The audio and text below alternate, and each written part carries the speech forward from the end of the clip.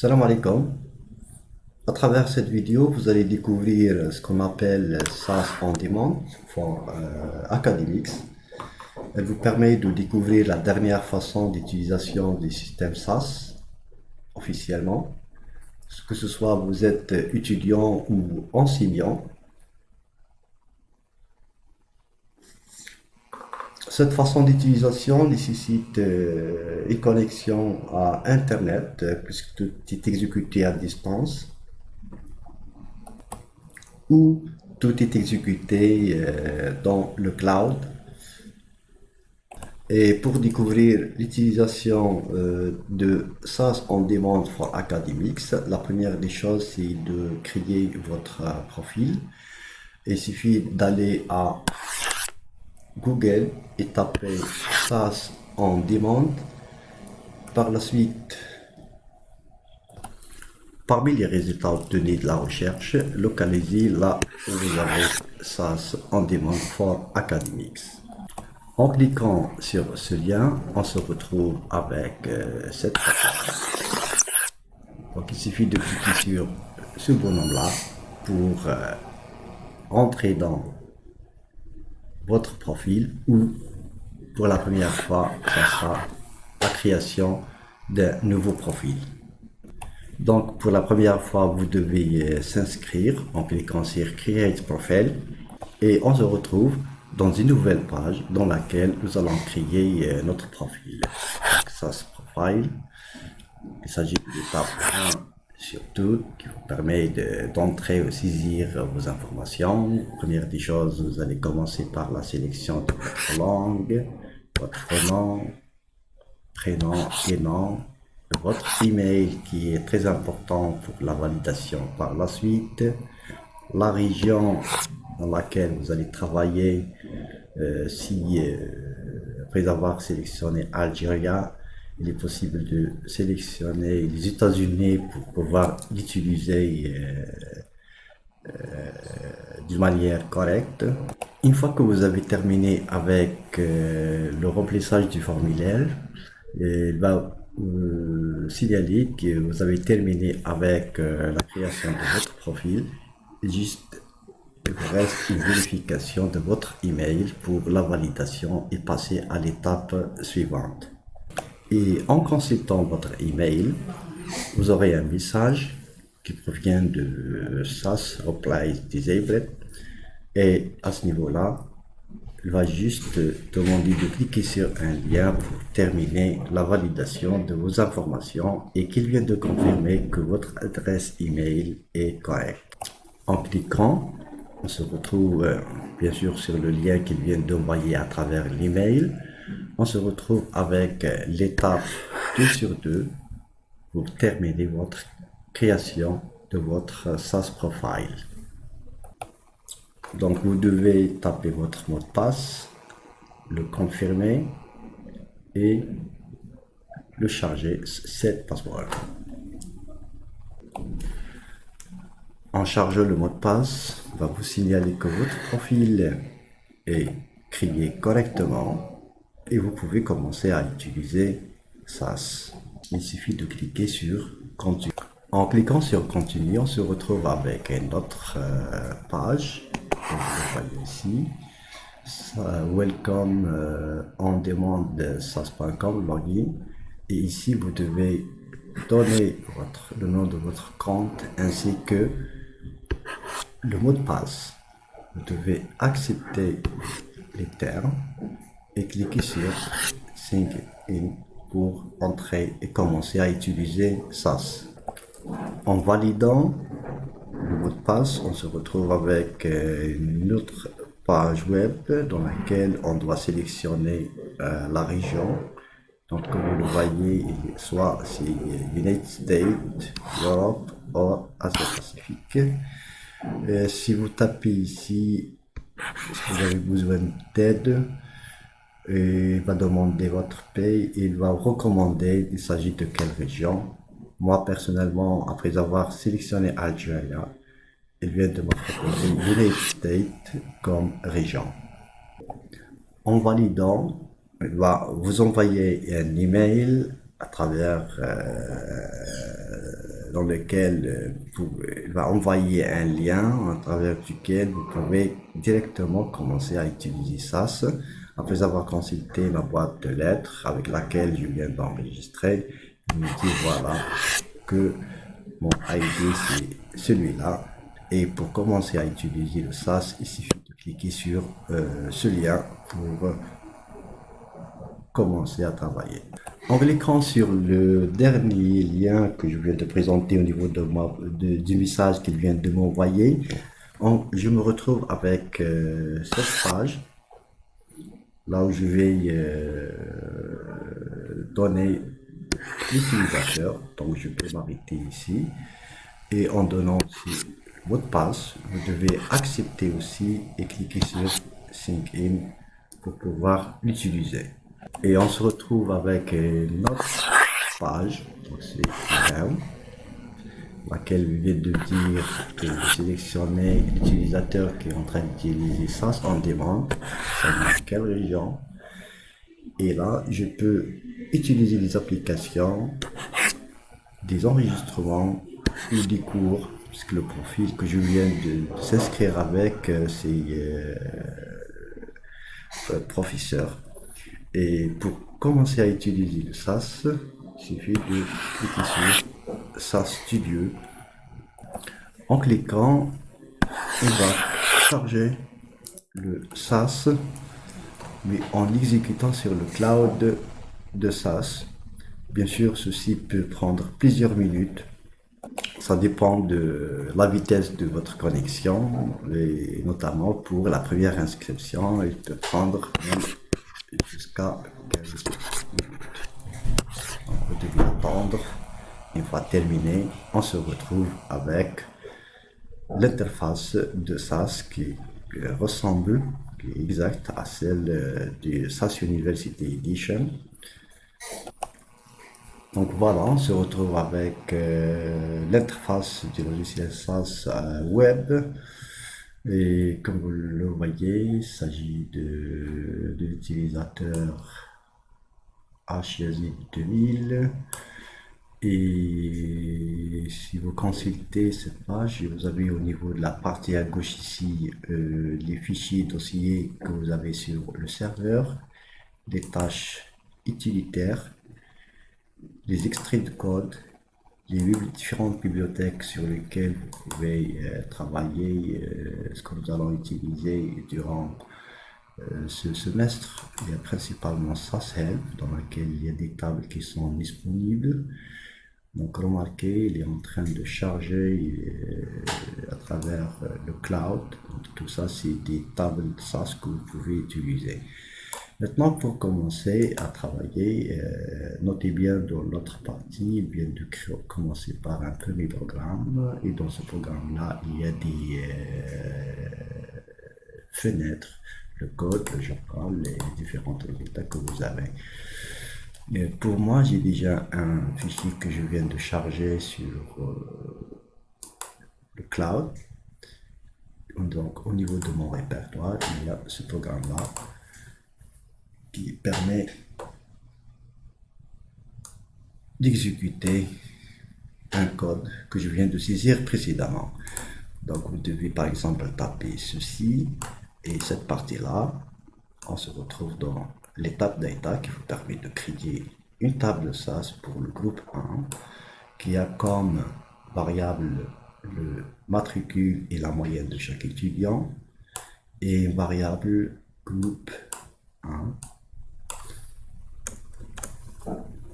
Et parmi les étudiants de ce groupe 1, il n'y a que 2 étudiants du groupe 1. Par exemple, celui-là, il a comme matricule 100.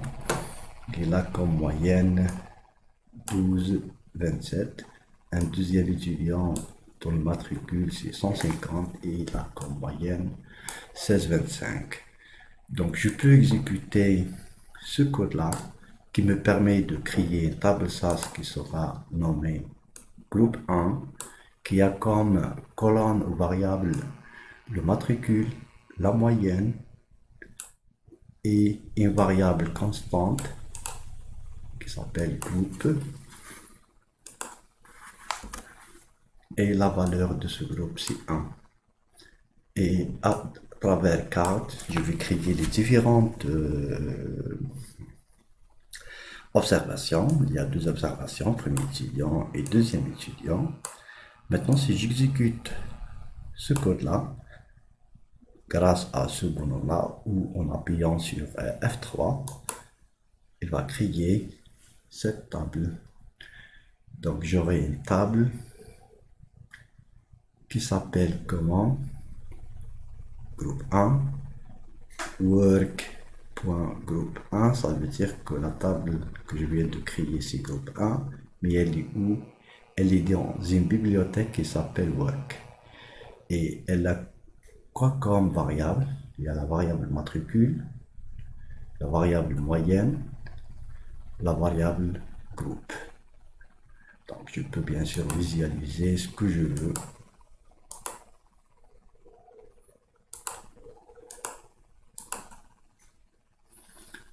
Et maintenant pour cette bibliothèque Work, où est-ce qu'elle est? Elle est au niveau des bibliothèques ici. C'est une bibliothèque dite temporaire, c'est-à-dire après avoir terminé avec l'exécution ou en fermant ça, le contenu de cette bibliothèque sera disparu. Donc dans Work, pour le moment, il n'y a que la table qui s'appelle groupe 1 que je viens de créer à travers ce code. Au niveau du journal, il va signaler les différents problèmes, les erreurs, les avertissements. Il y a des notes. Donc, tout ce qui est en rouge, c'est des erreurs. Ça veut dire qu'il n'y aura aucun résultat. Les avertissements, c'est juste des conseils pour dire peut-être que telle variable n'a aucune utilité, quelque chose comme ça. Et pour les notes, c'est ce qu'ils viennent de faire et il n'y a pas de problème. Donc, je vais faire la même chose avec le deuxième groupe. Deuxième groupe, il a comme matricule moyenne et le groupe c'est le groupe 3, le groupe 2 c'est pas le groupe 3.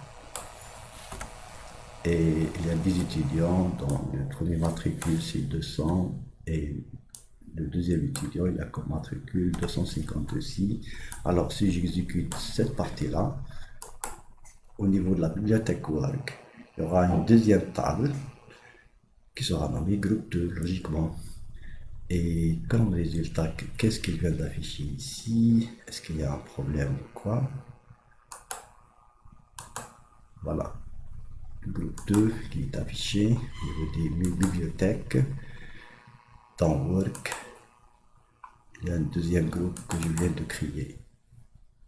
Il est en train de voir cette table-là, elle est distante en consistant le cloud. Et ça, c'est le groupe 1. Il y a deux individus aussi.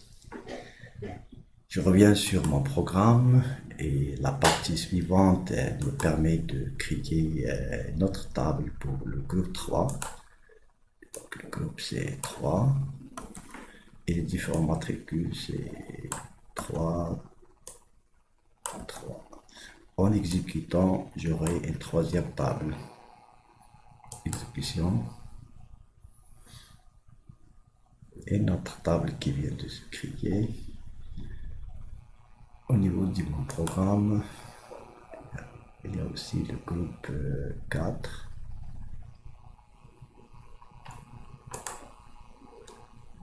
Le groupe 2, groupe 3, groupe 4. Donc le numéro du groupe c'est 4. Les différents matricules c'est 4. 4. Le groupe suivant, ça sera le groupe 5. Et le numéro du groupe c'est 5.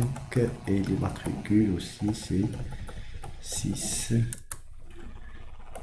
et 6. Non, 5 et 5. Qu'est-ce que je suis en train de raconter? 5 et 5. Enfin, le sixième groupe, il a comme numéro, c'est le groupe 6. Et les matricules, c'est 600 et 650. Donc, je peux créer les trois groupes 4, 5 et 6 au même temps. Donc, je vais sélectionner cette partie de code. Notez bien Ceci est un commentaire, c'est juste pour organiser mon code. Exécution. Au niveau de ma bibliothèque work, il y aura le troisième groupe, le quatrième groupe, le cinquième groupe et le sixième groupe qui seront créés. Les données en sortie viennent d'afficher le groupe 4. Le groupe 4 et au niveau de ma bibliothèque work, qui est la bibliothèque temporaire, je viens de créer récemment le groupe 4, le groupe 5 et le groupe 6. Maintenant, si je reviens vers mon code, donc au niveau des résultats, qu'est-ce qu'il y a comme résultat?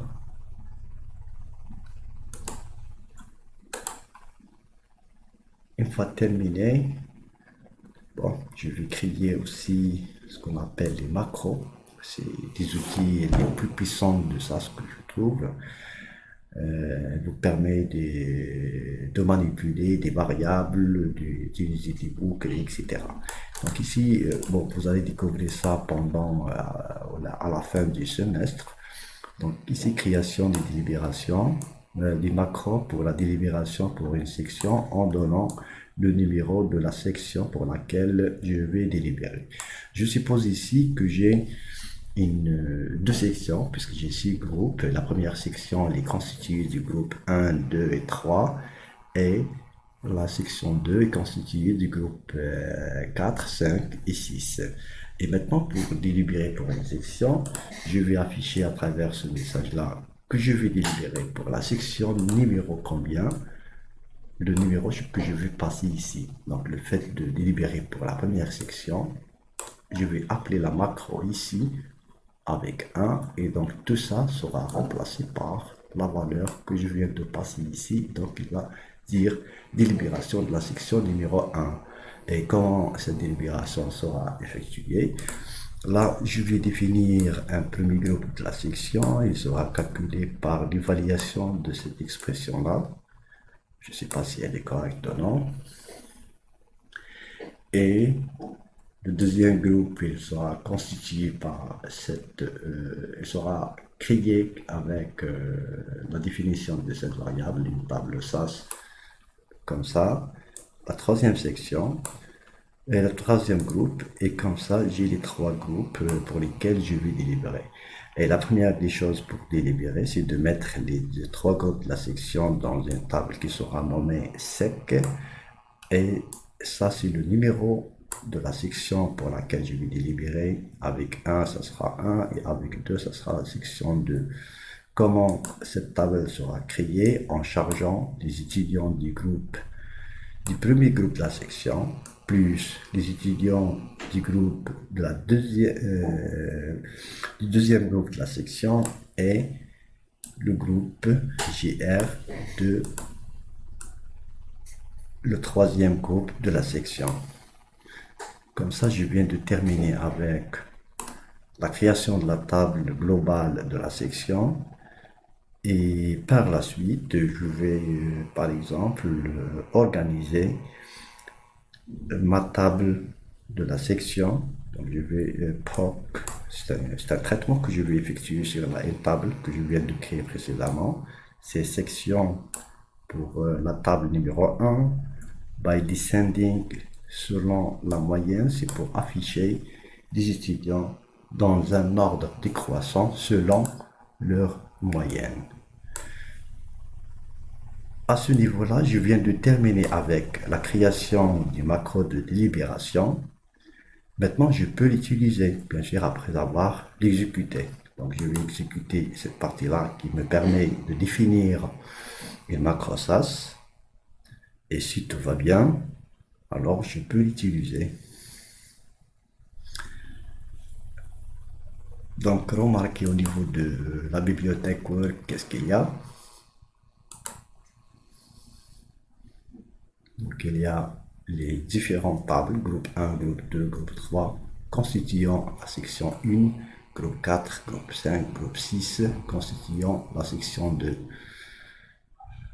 Maintenant, si je veux délibérer pour la section numéro 1, je reviens vers mon code et le fait d'appeler la macro que je viens de définir en passant un 1 pour effectuer des libérations et qui a comme résultat une table pour la section 1. Il suffit de sélectionner ce code et l'exécuter.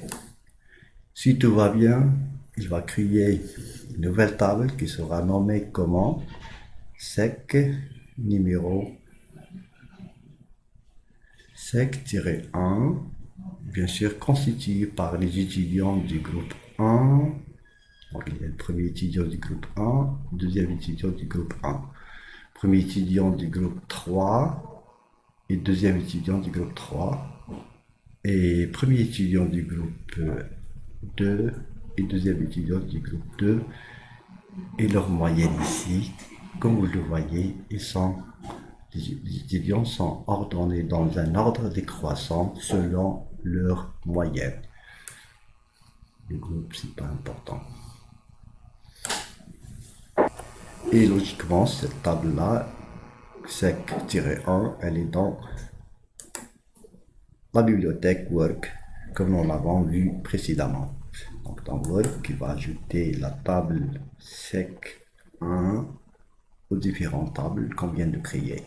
Maintenant, pour délibérer pour la deuxième section, c'est de la même façon. Il suffit d'appeler ça, la macro qu'on vient de créer, mais cette fois-ci, ça sera pour délibérer pour la deuxième section en créant une autre table qui sera nommée section 2. Notez bien que leurs notes sont triées dans un ordre décroissant selon leur moyenne. Et au niveau de la bibliothèque Work, regardez, il y a la deuxième section.